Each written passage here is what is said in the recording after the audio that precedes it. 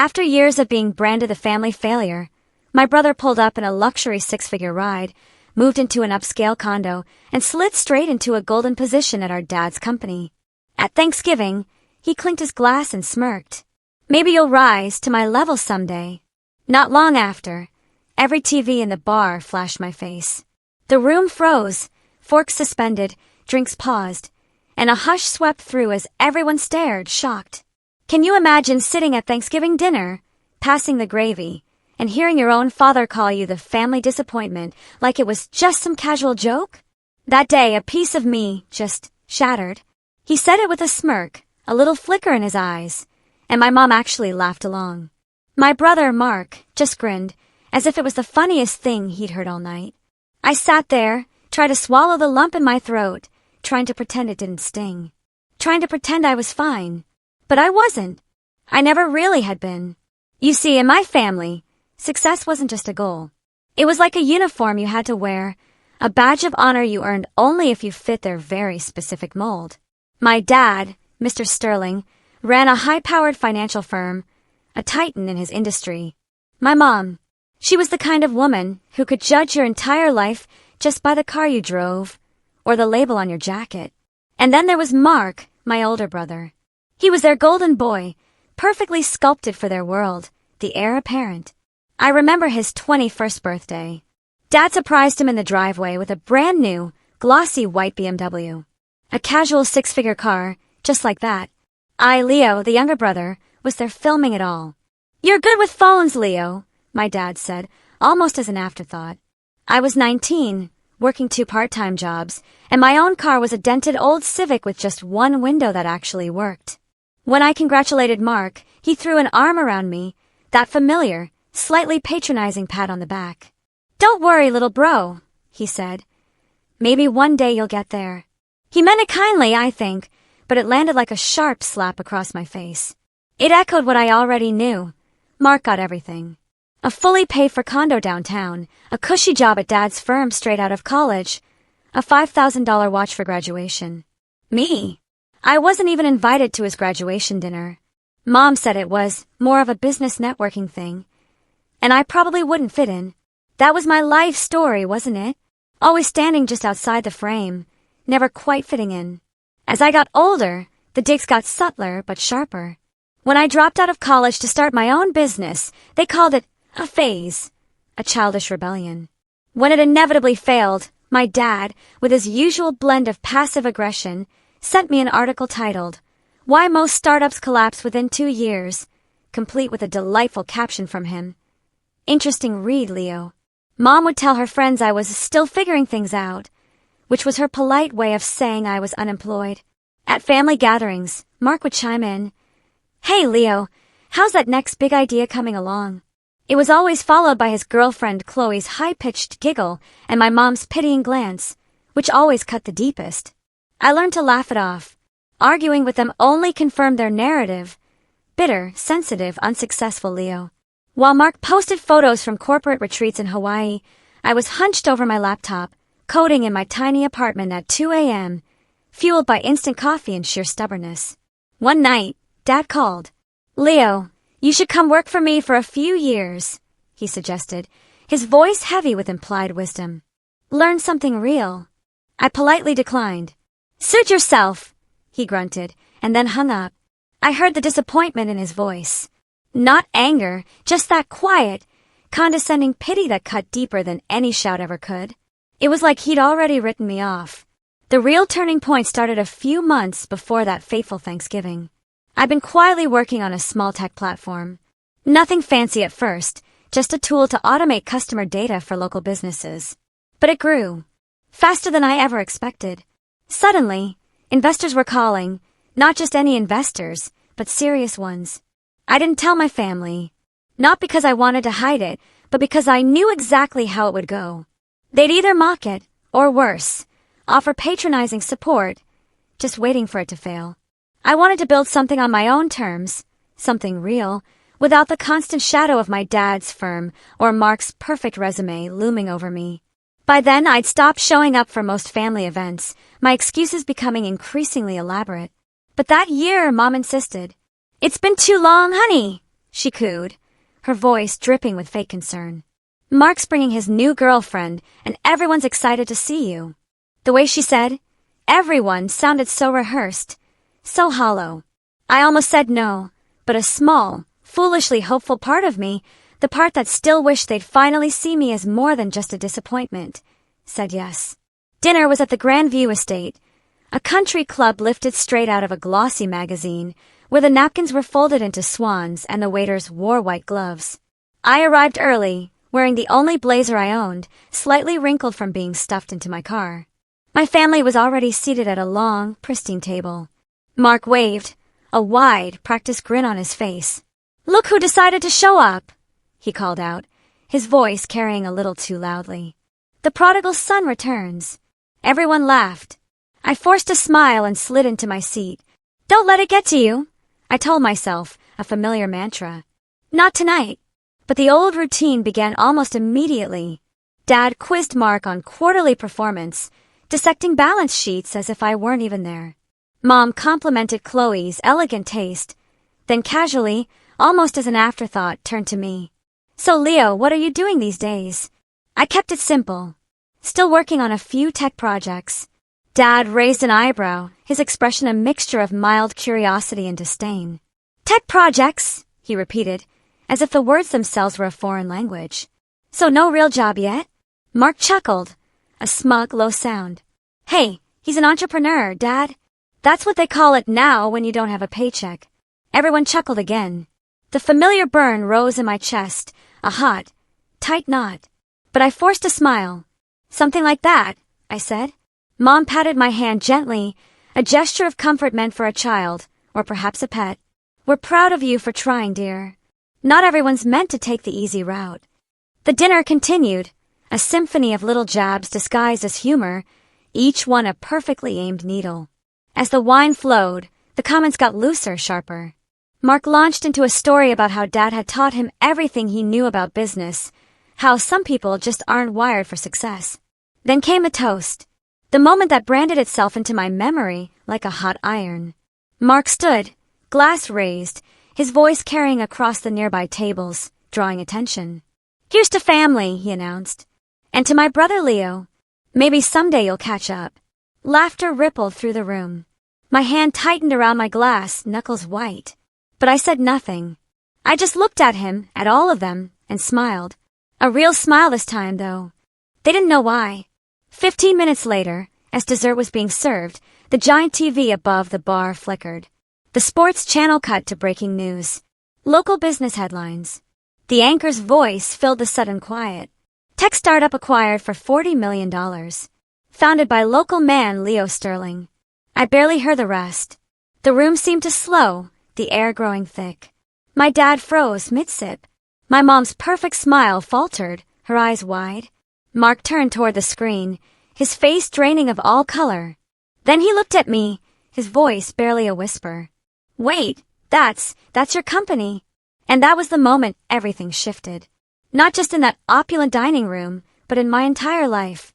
Before I could answer, before I could even process the shock and disbelief on his face, Dad's phone buzzed.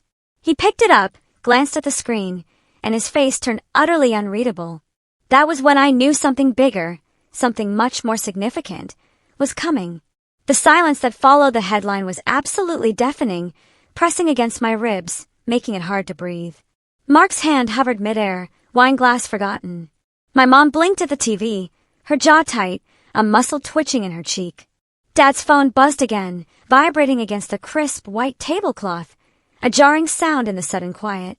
I just sat there, staring at my untouched dessert, pretending to read the little chocolate tag that said, "Happy Thanksgiving from the Grandview Estate."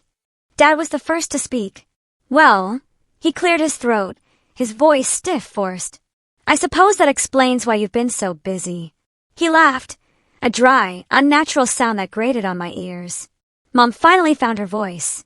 "Leo, why didn't you tell us?" Her tone wasn't proud, it was sharp, almost accusatory. "Do you know how embarrassing it is to find out from television?" I shrugged lightly, a practiced gesture of indifference. "You never asked." Mark's girlfriend, Chloe, blinked between us, her perfectly made-up face confused. "Wait, she said, pointing at the TV, which was still looping the headline. You're that Leo Sterling, the one who founded Novatech? I nodded once. Mark still hadn't said anything. He stared at me like he just realized I was speaking an alien language. You built that, he finally muttered, the smugness completely gone from his voice. I thought you were still, freelancing or something. Yeah, I said, keeping my tone calm level. It started small. Took a few years. But it worked out. Dad leaned back, his eyes narrowed, calculating. Worked out, he repeated, almost mocking the phrase. So, you made a deal behind our backs and didn't think your family deserved to know? That stung. It wasn't behind anyone's back, I countered, my voice hardening slightly. I just didn't think it mattered to you.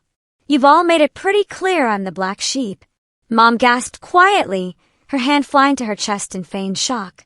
Oh, don't be dramatic, Leo. You've always taken things so personally. Mark finally found his footing, a sneer twisting his lips. This is unreal, he said, shaking his head with a small, incredulous laugh. So what now, huh? You're the big shot. You're going to rub it in our faces.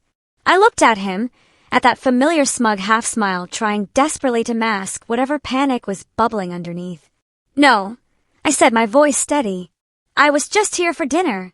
But even as I said it, I could feel the room shift. People at nearby tables were whispering, their eyes darting our way. Someone even clapped me on the shoulder, congratulating me. Mark's expression hardened, his fragile ego already bruised. Dad didn't like attention that wasn't directed at him, and Mark had inherited that same toxic pride. After that, the night became something else entirely. The table split into two worlds. Mom, Dad, and Mark on one side, tight-lipped and cold, their previous jollity replaced by a palpable resentment. Me, on the other, trying to disappear into the elegant linen napkin. They didn't even finish dessert. Dad signaled for the check early, muttering something about needing to discuss things privately. When we stepped outside, the chill hit me like a physical wall, matching the temperature of the room I just left. Dad turned to me by the valet stand. We'll talk tomorrow, he said firmly. At my office. 10 sharp. I nodded, though I had no idea why I was agreeing. Mark just scoffed, a bitter sound. Can't wait to see how this goes, he muttered before getting into his car, slamming the door. That was the last thing anyone said to me that night. The next morning, I woke up to 23 missed calls. 12 from Dad, 8 from Mom, 3 from Mark. My phone buzzed again before I could even process it. Dad! I answered, my voice still rough with sleep. Where are you? His voice was clipped, impatient. Home, I said. You told me 10 o'clock.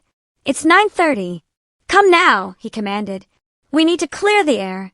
When I arrived at his office, his assistant, usually deferential to Mark, looked at me like I was a stranger trespassing. She handed me a visitor badge, something she'd never given Mark in his entire life, and directed me to the conference room. Dad was already inside, seated at the head of the long, polished table, papers spread in front of him like a general planning a campaign. Sit, he said. I sat. He leaned back, studying me for a long, uncomfortable moment, his gaze dissecting. You blindsided us, Leo. You realize that, don't you? I didn't think I owed anyone an announcement, I said carefully, my voice even. His jaw twitched. You're still part of this family. Whether you like it or not, what you do reflects on us. People are calling, clients, colleagues, friends, asking why we didn't mention we had a son in tech. Do you know how that makes me look? That word, look, summed him up perfectly. My father cared more about appearances than truth. Always had. I didn't build the company for appearances, I said, my voice firm. It's not about you. His eyes went cold, a steely glint replacing any hint of warmth. Everything you do is about me. You carry my name, my reputation. You wouldn't even have the brains for that company if I hadn't paid for your education. I bit back a sharp response. I paid my student loans myself after dropping out. He'd cut me off the second I left college, but arguing now would just prove his point. In his mind, I was still the ungrateful kid, incapable of independent thought or success. He slid a folder across the table, its glossy surface reflecting the fluorescent lights. I spoke to some people, he said, his voice regaining some of its usual authoritative smoothness. We could bring you under the firm's umbrella. Merge your work with ours. It would make sense. We can position it as a family success story. I stared at the folder, a knot forming in my stomach. You want to take credit? I said flatly. He frowned, a flicker of irritation crossing his face. Don't be childish. It's business. You could use guidance managing that kind of money. Let us help. By us, he meant him. I stood slowly. Thanks, I said, but I'm good on my own. His voice sharpened, a warning edge. Don't be foolish, Leo. I can help you avoid the kind of mistakes you're known for. I froze. Mistakes. He sighed, a dramatic, pitying sound. Your track record isn't exactly spotless. You've had failures. You lack discipline. Mark's got the right mindset. He could be a real asset too. Your company. There it was. The pitch. You want Mark involved? I said, the words tasting like ash. I want this family united, he corrected, which in his mind meant the exact same thing. I left before I said something I truly regret. That night, Mom called. Her voice was sugar over vinegar. Honey, your father just wants what's best. He's worried you're in over your head. I'm fine, Mom. I know, sweetie. But $40 million is a lot to handle. Maybe talk to Mark. He's got experience with these things. I laughed quietly, a hollow sound. You mean Dad handles everything for him? She sighed, exasperated. Leo, you always assume the worst. But I wasn't assuming. I'd lived it. Every time Mark stumbled, Dad cleaned it up. When Mark lost $60,000 in bad investments, Dad called it a learning opportunity. When I missed one rent payment years ago, Dad called it proof you're not responsible. For the next week, my phone wouldn't stop ringing.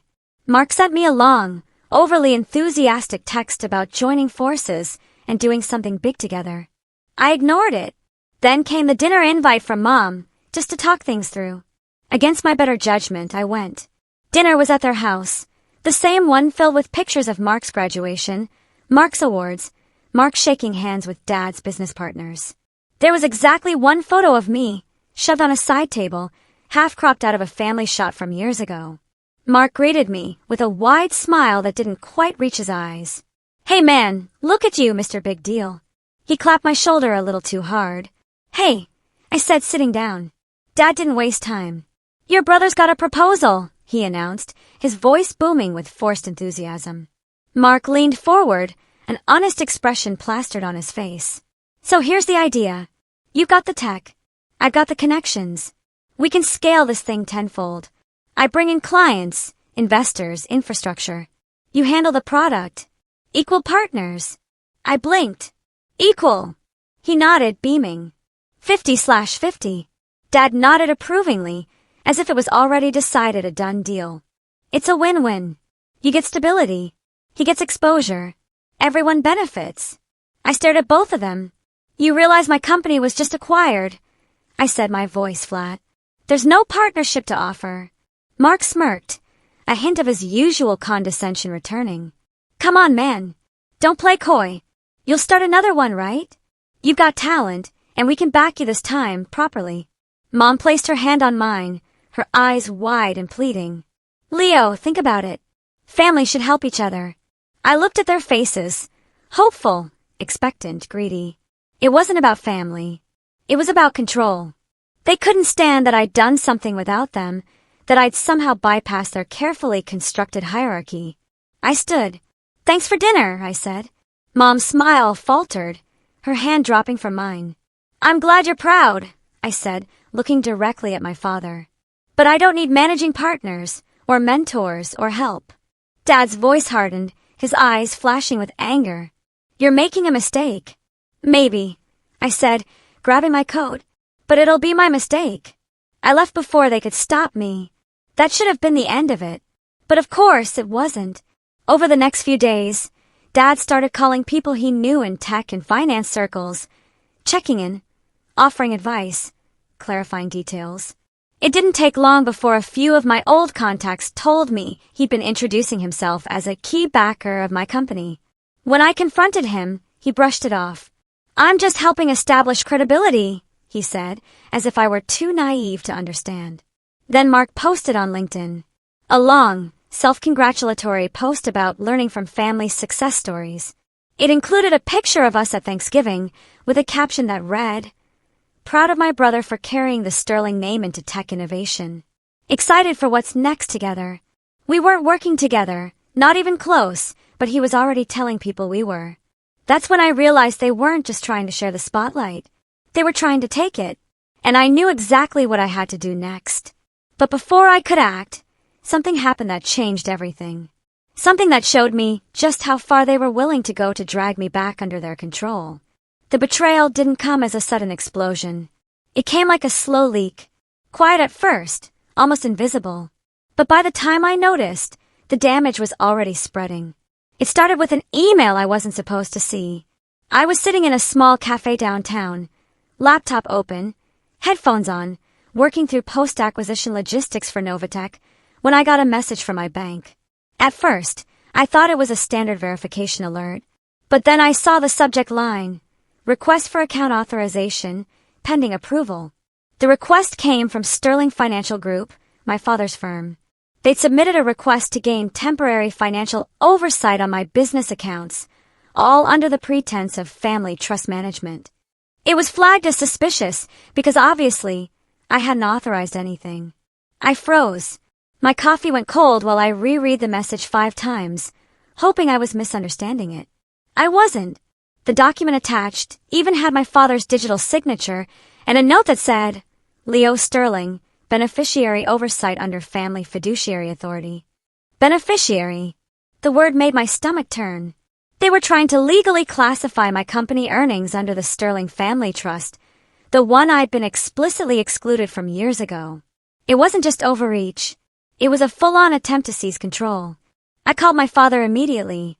He picked up on the second ring, his tone as calm and collected as ever. "Leo, good timing. I was about to call you." "What is this?" I asked, my voice shaking despite my best efforts to control it. "You tried to access my business accounts." He sighed, a patronizing sound, like I was overreacting. "You're misinterpreting things. It's a standard oversight process. We're trying to help you manage your assets responsibly." "I didn't ask for help." I shot back, my patience wearing thin. "Leo," he said sharply, "$40 million isn't a toy. You're young, impulsive, and inexperienced. If you make one bad investment, it all disappears. We're just protecting what's ours." "What's yours?" I repeated slowly, the implication chilling. He hesitated for just half a second, enough to tell me he knew exactly what he'd said. "You're part of this family," he said finally, his voice regaining its steel. "That means you represent the Sterling legacy.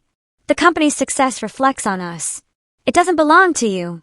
You wouldn't even be here without us." That was it. I hung up before I said something that would burn every bridge left. But it didn't stop there. Over the next few days, weird things started happening. My accountant called, confused, asking why there were duplicate inquiries on my tax documents. My lawyer mentioned that someone had tried to request information about my non-disclosure agreements from the acquisition firm.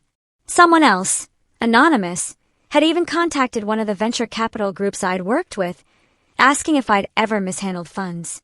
The pattern was obvious. My father and brother were trying to dig their way in through back channels, probably hoping to find something they could use as leverage. It all came to a head a week later when I got invited to what I thought was a networking brunch at a fancy hotel downtown. The email looked legitimate, signed by one of Dad's old business acquaintances, a man named Robert Green. I almost declined, but curiosity got the better of me. I should have trusted my gut. When I arrived, I spotted them immediately. Dad, Mom, Mark, and Robert, all seated at a private table in the corner, looking far too innocent. The moment I saw my father's expression, that smug half-smile playing on his lips, I knew I'd walked straight into a setup. "Leo," Dad said, standing to greet me like this was some heartwarming family reunion. "Glad you could make it." "What's going on?" I asked, scanning their faces, my voice flat. "Sit down, son," he said, gesturing to an empty chair. "We need to clear the air." Robert smiled politely, but he looked incredibly uncomfortable, his eyes darting around. Mark leaned back in his chair, arms crossed, a triumphant smirk on his face. Mom reached for my hand, her grip surprisingly tight. "Please, Leo, just listen." Dad started with a speech that sounded meticulously rehearsed. We all made mistakes in how this was handled, but we have an opportunity to set things right, to work as a family. Robert here has been advising us on how to structure a joint trust. You'd maintain control over your company earnings, of course, but under family oversight. It's cleaner that way. I felt my pulse spike, a rush of adrenaline. You mean you'd control it? Dad shook his head, smiling thinly, condescendingly. Not control, guide. You'd still be the face of it. Mark would just manage the financial aspects. He's good at that. Mark grinned, nodding vigorously. It's just numbers, bro. You focus on the tech. I'll handle the boring stuff. I looked at Robert, my gaze sharp. And you're helping them with this? He shifted uncomfortably, clearing his throat. Your father presented it as a family consensus. I assumed you were aware. My voice dropped, cutting through the false pleasantries. I wasn't. Dad's tone hardened, his patience wearing thin. Don't be naive, Leo. You're in over your head. You don't understand how these things work. Mom chimed in softly, her voice a manipulative purr.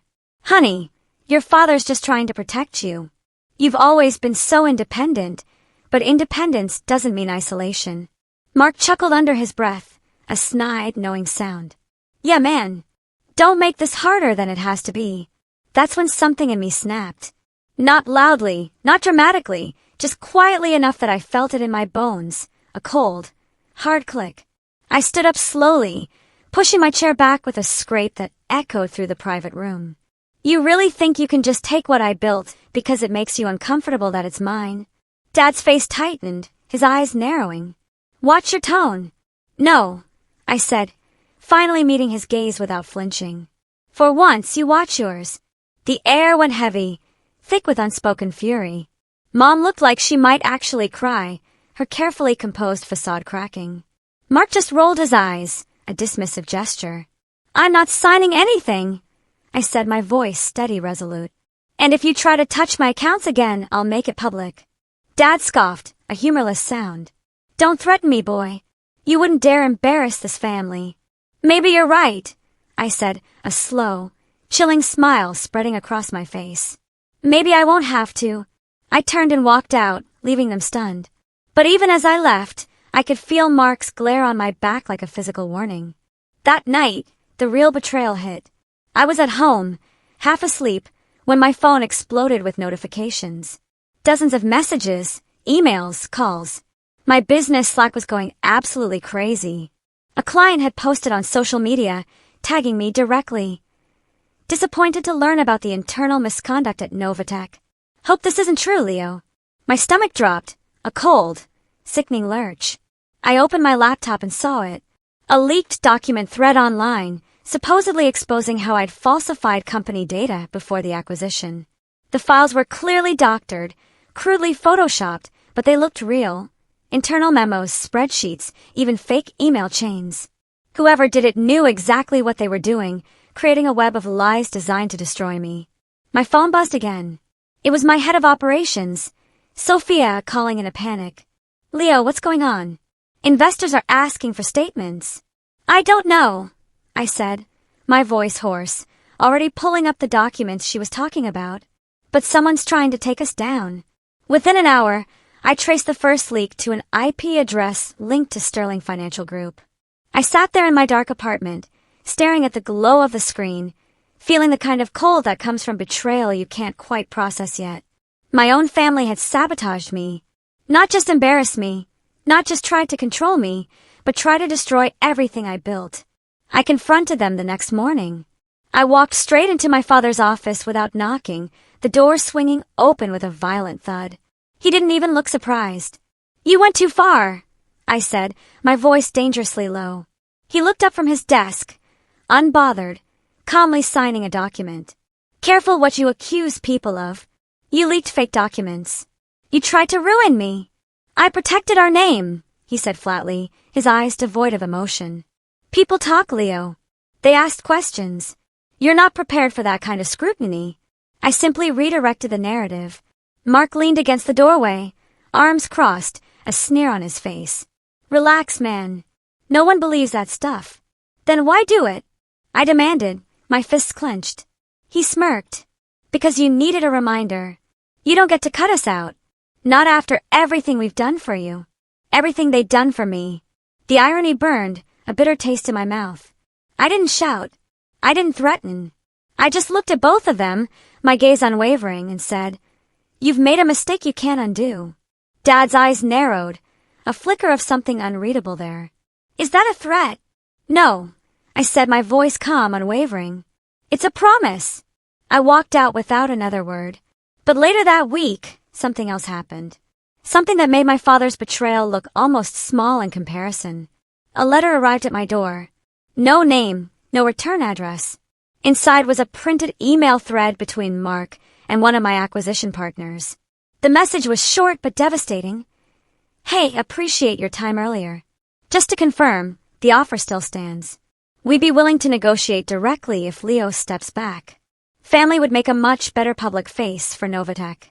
We can handle the optics quietly." It was signed, Mark Sterling. That was the moment the last bit of doubt, the last shred of hope, left me. They weren't just trying to share my success. They wanted to take it. And if they thought I'd just let that happen, they hadn't learned a single thing about me. I didn't sleep that night. Couldn't. The letter sat on my desk like a quiet confession, those printed words burning into my brain. Family would make a much better public face for Novatech. Mark's name at the bottom looked almost smug, as if he'd signed it with pride. I must have reread it 50 times, each time feeling another part of me crack, another illusion shatter. My brother, the same brother I'd once shared bunk beds with, the same brother who'd promised when we were kids that we'd always have each other's backs, he'd sold me out. Not for survival, not even for necessity, but for the spotlight. By morning, my phone was a battlefield. Investors were jittery. Partners were confused. The acquisition team had suspended all press communications until they resolved internal inconsistencies. I was suddenly radioactive. The story my father's firm had helped circulate, that I'd faked data, had spread further than I realized. Even though it was false, the doubt was enough to make people hesitate. And that's all it takes in business. One pause, one whisper, one rumor, and everything you built can crumble. Sophia called again around noon. Her voice was shaky but calm. "Leo, I just came from a meeting with the PR firm. They said your father's office called them, offering to handle crisis management for Novatech under the family name." I laughed, but it came out hollow, devoid of humor. "Of course they did." She hesitated. "Are you okay?" I stared at the wall, the sunlight cutting harsh lines across my desk. "Not really." After we hung up, I just sat there, blinds half closed, my laptop humming quietly. It's strange how silence can feel heavier than shouting. I built my company from nothing. Fought through years of failure, loneliness, doubt. But I'd never expected the final blow to come from my own blood. Over the next week, things spiraled faster. My acquisition deal was put on temporary review. Some investors pulled out. Clients began pausing projects. The media had latched onto the drama like vultures. Headlines screamed, "Family feud at the heart of $40 million tech deal." And Sterling dynasty rift spills into business world. Every time I opened my phone, I saw Mark's face, smiling in photos, being quoted as a close family advisor. He was giving interviews, spinning a version of events that made me look reckless and impulsive. "Leo's brilliant," he'd say. "But creative minds sometimes need grounding. We're just trying to guide him." He was painting me as a genius in need of supervision. Not independent, but unstable. Mom called every night, alternating between guilt and manipulation. "Honey, please just talk to your brother. He didn't mean to hurt you.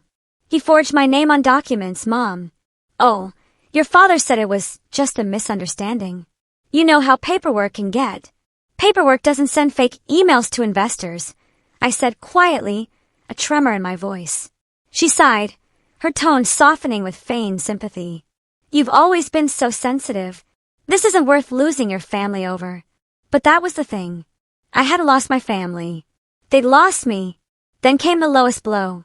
I was walking to my car one evening after a long, grueling day of damage control when I noticed a reporter waiting by the curb. He looked nervous, almost sympathetic. "Mr. Sterling," he said, holding out his phone like it might bite him. "Off the record, you should know your brother's firm is preparing a statement. Something about reclaiming oversight of your assets due to mental health concerns. I froze. What did you just say? He swallowed hard. They're implying you're not fit to manage your company post-sale, that the stress has caused instability. For a second, I thought he was joking, but his expression was dead serious. By the time I got home, it was already out. The statement wasn't directly from my family. It was from anonymous sources close to Sterling Financial Group, but it was clear who had written it. It claimed that I had been under significant strain, that my erratic decisions had raised questions about my capacity to manage long-term business affairs. It was calculated, designed not to destroy me outright, but to make people second-guess me. And that's worse. The next day, the acquisition company froze the final payment transfer pending an independent review. I suddenly had millions locked behind bureaucracy and no access to most of it. The irony was suffocating. The only people I could technically appeal through the chain of authority were part of the same old boys network my father ran. Mark even had the nerve to call me. "Hey man," he said casually, as if nothing had happened. "You're blowing this out of proportion. You should have just worked with us. None of this would have happened. You forged my name, spread lies, and now you're questioning my sanity," I said quietly, each word a slow burn. "You think this is just business? You always make things emotional. Look, Dad's right. You need structure. You're not built for this kind of pressure." Something inside me cracked then, but not in the way they wanted. I didn't yell. I didn't argue. I just said, "Thanks for the clarity," and hung up. That was the moment I hit rock bottom. Not because I'd lost money or status, but because I finally accepted that there was nothing left to save between us. The illusion of family was dead. I disappeared for a while after that. Stopped answering calls. Stopped showing up to meetings. I rented a small cabin 2 hours outside the city. No Wi-Fi, no reporters, no noise. Just me, my laptop, and the heavy weight of everything I'd built slipping through my fingers. The first few days were numb. I'd wake up late, stare at the ceiling, make coffee, and sit on the porch, watching the same pair of birds hop along the fence. There was something calming about the stillness, even if it felt undeserved. But beneath that quiet, something else was forming. Not anger, not revenge yet, but focus.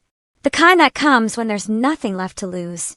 I started piecing things together, mapping out every move my father and Mark had made, who they contacted, what strings they pulled, where the fake documents had originated. I still had connections in tech and cybersecurity, people who owed me favors. I reached out quietly, under the radar. One night, while going through encrypted email logs, I found something. A clue I hadn't noticed before. The forged oversight documents that had been submitted to the bank, they hadn't come directly from Sterling Financial Group servers. They'd been routed through a smaller shell company, recently incorporated under a different name. The owner? A consultant who'd once worked for my father's firm. I sat back in my chair, the pieces clicking into place. They built a front, a legal buffer to distance themselves from what they were doing. And they thought I'd never find it. The next morning, I drove back into the city. My first stop was my lawyer's office. He'd been handling my side quietly, but even he looked uneasy.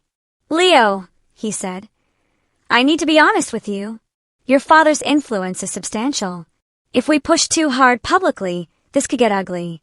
Fast." "I'm not scared of ugly," I said, my voice steely. "I just want the truth." He nodded slowly. "Then you'll need proof. Real proof." "I'll get it." Over the next few weeks, I worked in silence. No social media, no public statements. I let them think they'd broken me.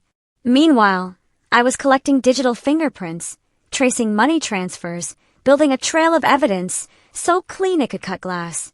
But it wasn't just about the company anymore. It was about reclaiming my name, my autonomy, my dignity. One night, I was in that same cabin, surrounded by printouts, when my phone buzzed. A message from an unknown number. "You shouldn't have gone digging, Leo.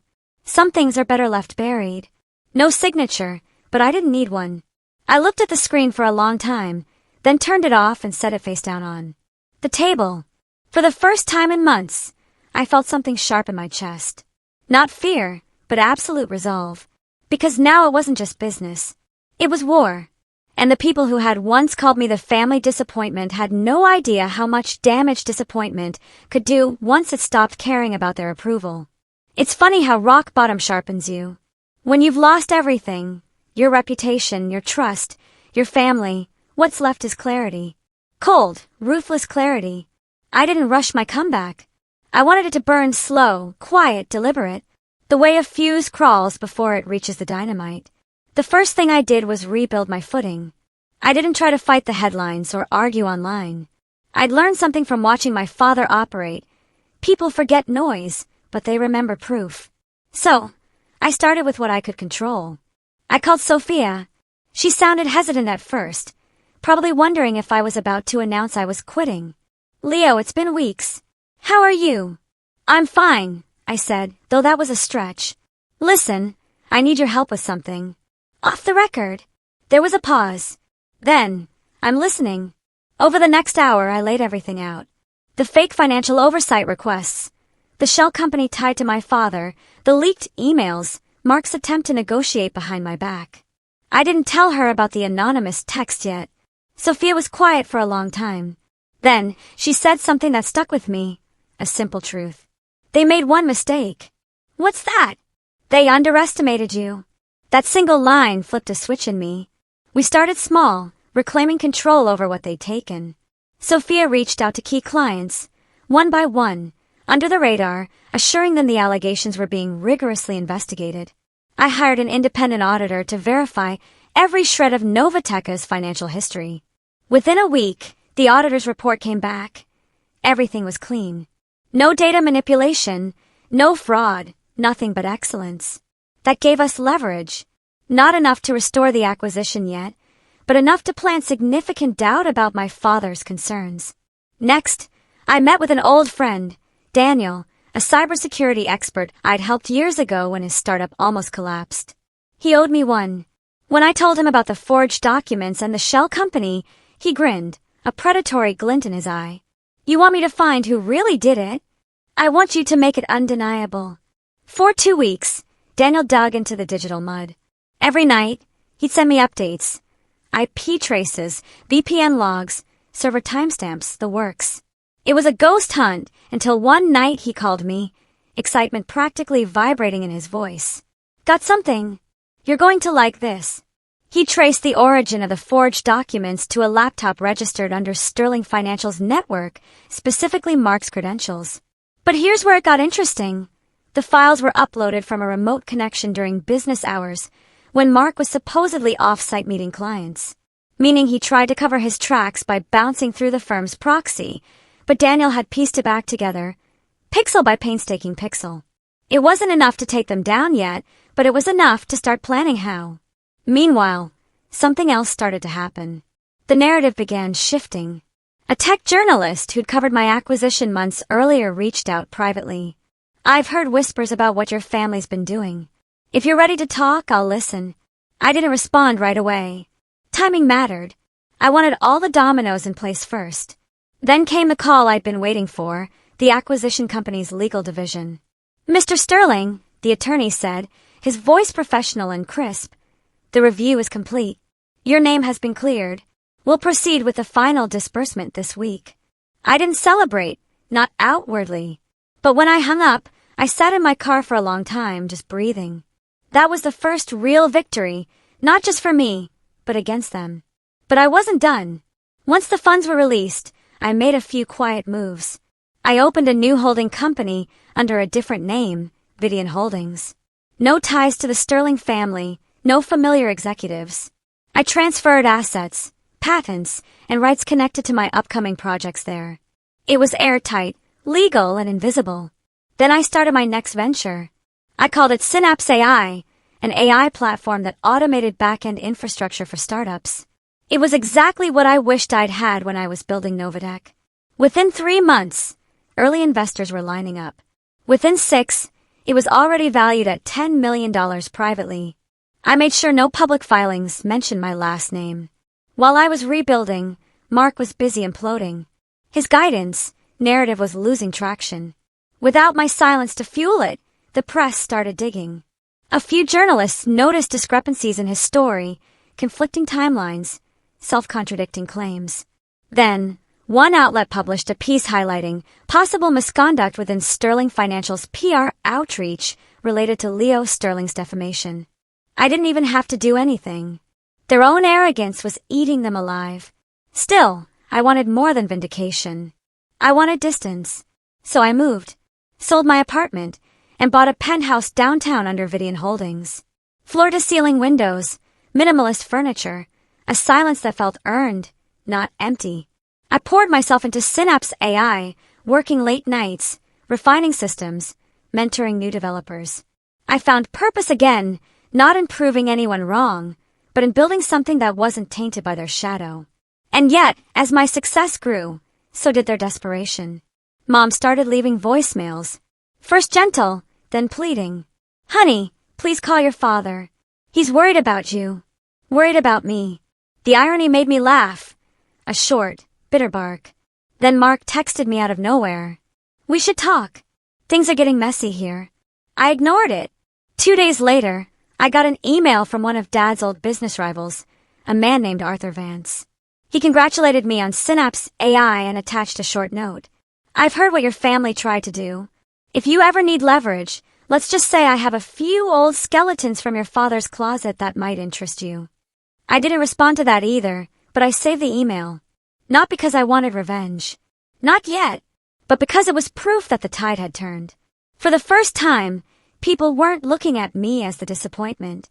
They were looking at me as the wild card, the one who broke free. I even started getting invitations. Tech conferences, speaking events, interviews. I declined most, but eventually, I said yes to one. A private leadership summit, hosted at the same country club where my family's Thanksgiving dinner had taken place. The irony was just poetic. When I walked into that room months later, I wasn't the outcast with the wrinkled blazer. I was the keynote speaker. They introduced me as Leo Sterling, founder of Novatech and CEO of Synapse AI. I didn't correct them about the last name. Not yet. The speech went perfectly. I talked about resilience, innovation, and what it means to build something when no one believes in you. But halfway through, I caught movement near the back. A familiar face. Mark, standing by the door, arms folded, pretending to be casual. Our eyes met for a second. He smiled, that same fake, confident smile I'd grown up with. But there was something different this time. It wasn't arrogance.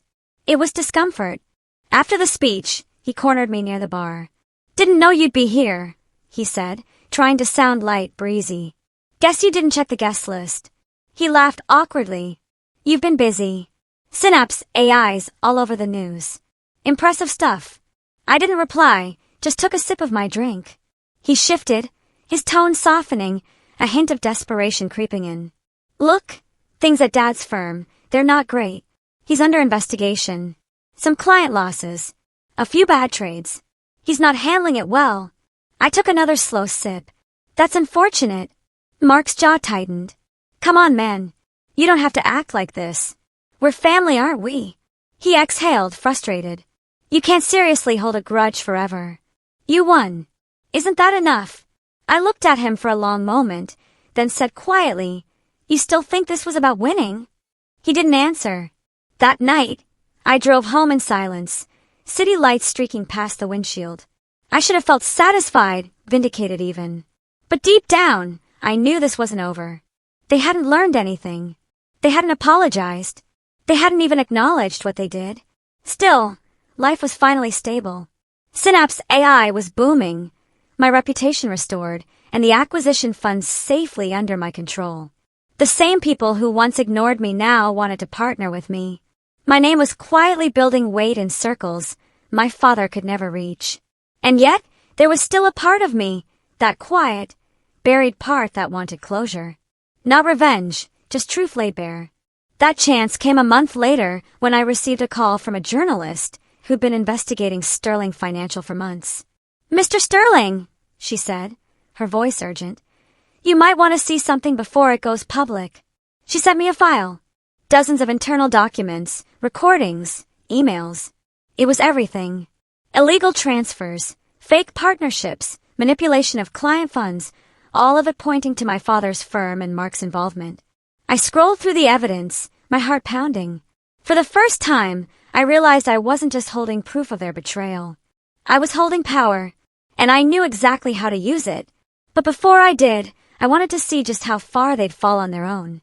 So I waited, silently, as the walls began to close in on the Sterling Empire.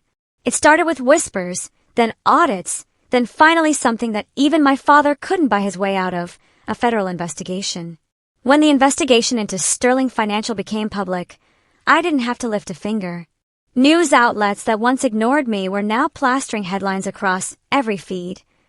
Sterling Financial under federal scrutiny for fraudulent activity. It was almost poetic. The same machine that had once chewed up my name was now turning on my father's empire. But I wasn't celebrating. Not yet.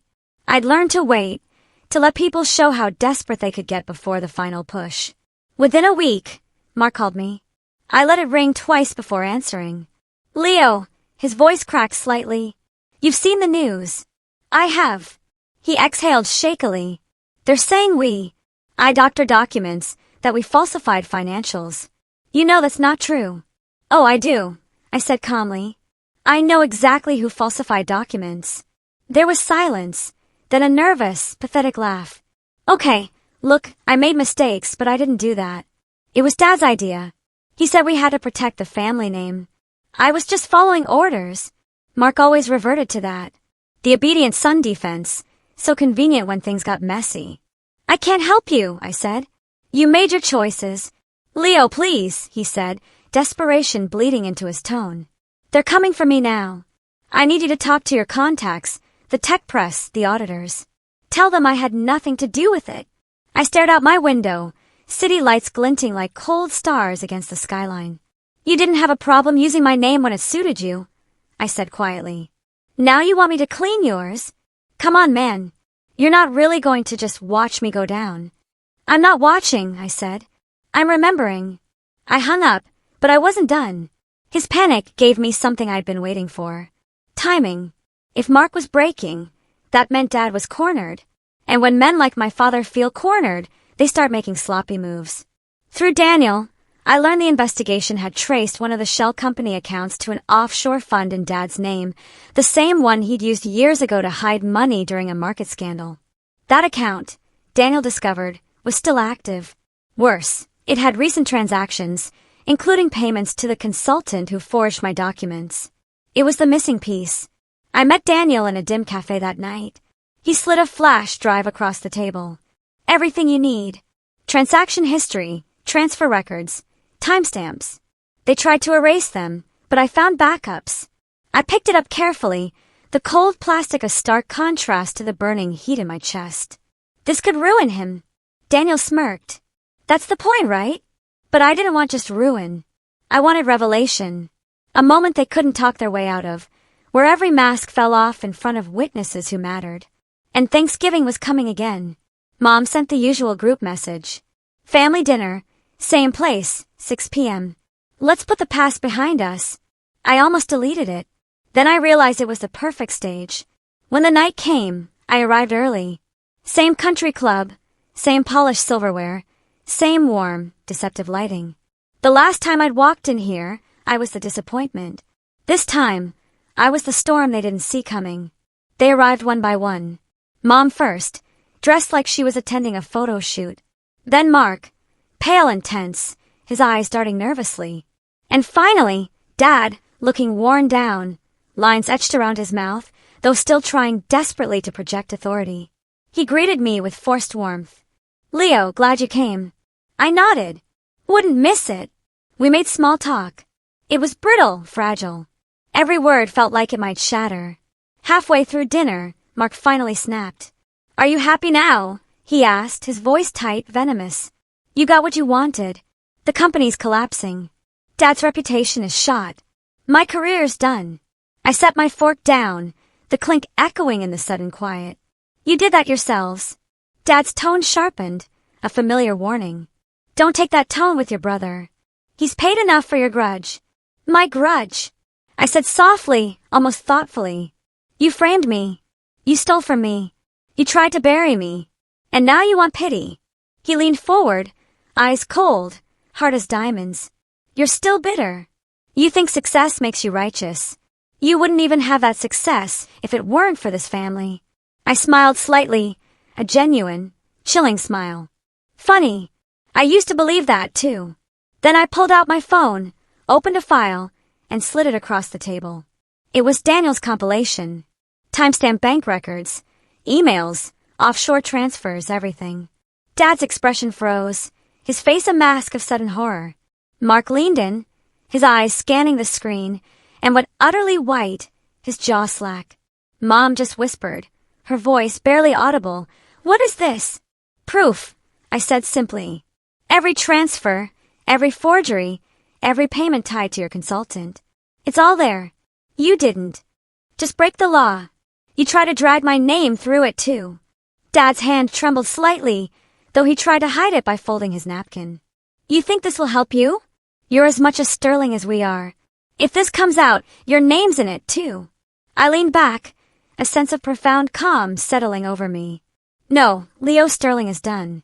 Everything I own now, my company, my assets, they're under Vidian Holdings. Clean. Independent. Untouchable. You taught me to cover my tracks. I just learned better." Mark looked at me like he'd seen a ghost, his bravado completely gone. "You planned this," he whispered, a horrified realization. "For a while," I said. "You wanted control. You wanted the family name to mean something again." I paused, letting the silence hang heavy. "Well, now it will." Dad glared at me, fury barely contained, his face contorted. "You wouldn't dare expose your own father." I looked him dead in the eye, my voice devoid of emotion.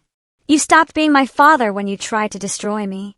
For a long time, no one said anything. The only sound was the soft hum of the dining room and the distant clink of glass. Then I stood. "You should probably call your lawyer," I said. "Because tomorrow morning, this goes to the investigators. All of it." Mom grabbed my arm, her nails digging in. "Leo, please don't do this. You'll ruin us." I paused, pulling my arm free. "You ruined me first." Then I walked out. The next morning, I didn't send the file. Not to the authorities. Not yet. I sent it to the journalist who'd contacted me months earlier. She'd been waiting for a follow-up, and I gave her everything. Within 48 hours, the story broke. New evidence links Sterling Financial to international fraud ring. Sources suggest internal whistleblower. The photos were everywhere. Dad leaving his office surrounded by reporters. Mark shielding his face from cameras. Mom looking lost and bewildered in the background. By the end of the week, federal agents raided Sterling Financial's headquarters. Accounts were frozen, assets seized. Mark was named as a cooperating witness, which told me he turned on Dad the second things got bad. Typical. I didn't make any public statement. I didn't need to. The truth spoke louder than I ever could.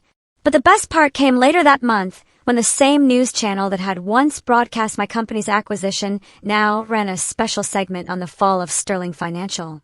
The reporter ended with a line that almost made me laugh. A bittersweet, hollow sound.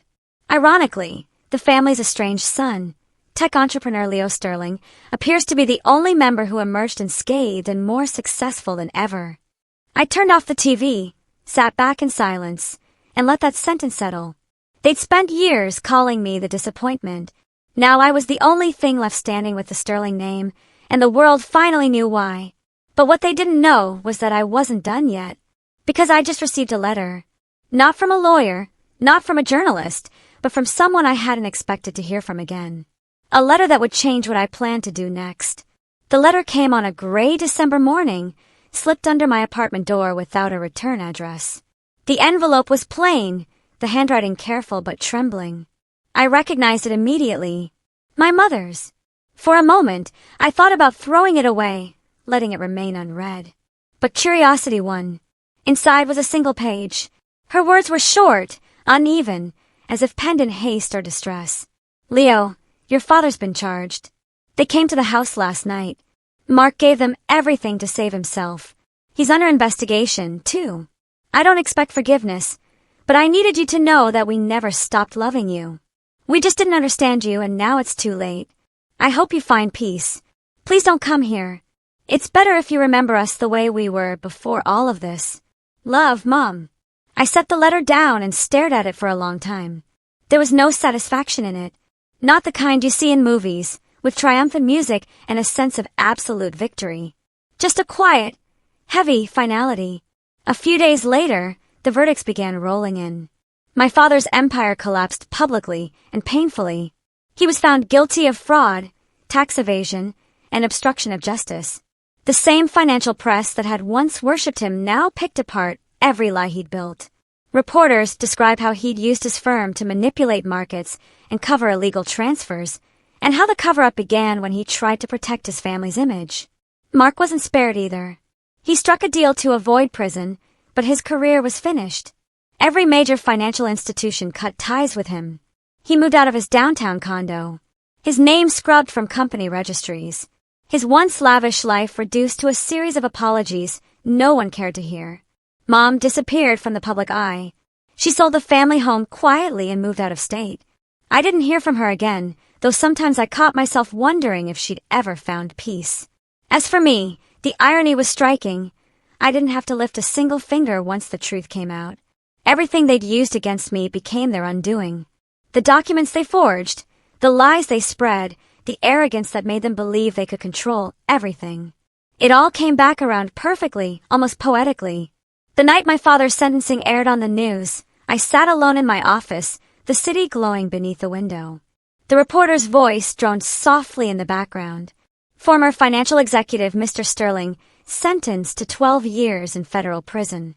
His son Mark Sterling has entered a plea agreement and is cooperating with investigators. I muted the TV. For the first time in my life, there was no anger left, no noise, just clarity. The kind that comes when you finally stop needing approval from the people who never wanted you to succeed. I walked to the window and looked out over the skyline. The same city where they'd once laughed at me. Where I'd been, the family disappointment. Down below, the headquarters of my company glowed with the logo I'd built from scratch. Synapse AI. My name wasn't even on the building, and I liked it that way. Because I didn't need anyone to know who I was anymore. The people who mattered already did. A few weeks later, I visited the Grandview estate one last time. Not for dinner, not for nostalgia, just to see it in daylight, to truly absorb it. The place was almost empty. The same room where Mark once raised a glass and said, "Maybe someday you'll catch up." I sat at the same table, ordered a drink, and smiled to myself. The waiter asked if I was waiting for someone. "No," I said, "just remembering something." I stayed for a while, then left the check on the table with a note scribbled on the back. Nothing poetic, nothing cruel. Just one line. Guess I finally caught up. And as I walked out into the crisp winter air, I realized something I never had before. Revenge wasn't about watching them fall. It was about finally standing tall without needing them to see it. That was the real victory. That was the end of being the disappointment. So, I'm curious, hearing all of this, what would you have done in my place?